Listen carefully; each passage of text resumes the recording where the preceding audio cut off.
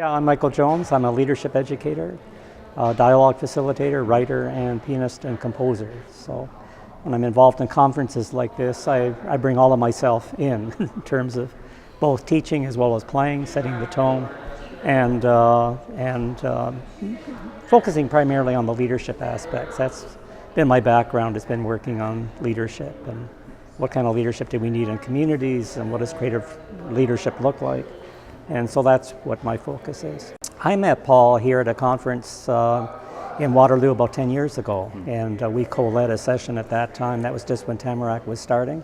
And so we've stayed in touch over those years. I was a speaker here, a leadership speaker, a couple years back. And then I've been on the faculty for the Collaborative Communities Institute 2 times now, and this conference as well. Yeah, I think people enjoyed it a lot. It was around the soul of place. And you know, the focus of the workshop was really looking at how we create spaces and places where good work can be done. I think that, you know, we often talk about the seeds in terms of possibilities, but what's the soil we need for those seeds to take root and grow? What kind of cultures do we need? What kind of tone do we need to set in our communities? So we explored that through sort of what we saw as patterns of place and placemaking. Patterns such as homecoming, the notion that we spend so much time kind of being elevated, growing up in a sense, and the ladder of success. What does it mean to kind of grow down, to create fertile ground, to build soil for new possibilities? It's often invisible work, but absolutely necessary work for creating places for creative work to happen. And we explored the pattern of belonging and the pattern of regenerativity. What does it mean to create anew, to create life, not only sustain life, but actually create new life. And the pattern of celebration, very important that we come together to celebrate what we've achieved, to see the abundance of what's possible in our communities.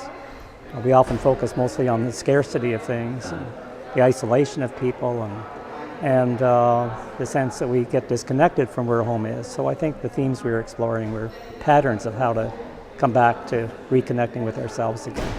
Well, it's another kind of revisiting the whole idea of what neighborhoods mean and what community means, and the idea that we need to really regenerate the spirit of the commons and the public spaces in our communities. We need gathering places where people can meet and talk, and I think conversation really is going to be the way to the future of prosperous communities, that people can meet through conversations, and that these conversations need to bring the full community in, that we benefit through being in the presence of strangers as well as with friends. And you know, as a pianist and composer, I find that some of my most amazing musical experiences have been playing with strangers, people I had not met before. That somehow we find in the musical communication a spirit of collaboration and newness and freshness, because they bring perspectives that I would not think about on my own.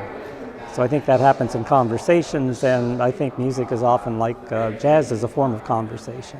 Improvisation is a form of conversation. It is. I think music is a way in to creating spaces and places, and it's a form of celebration. I think it's a way that we call people together through music. That's always been the role. I think in some ways the professionalization of music has disconnected music from being a part of community, because now we tend to think of music as something that we passively participate in as an audience, not as co-creators.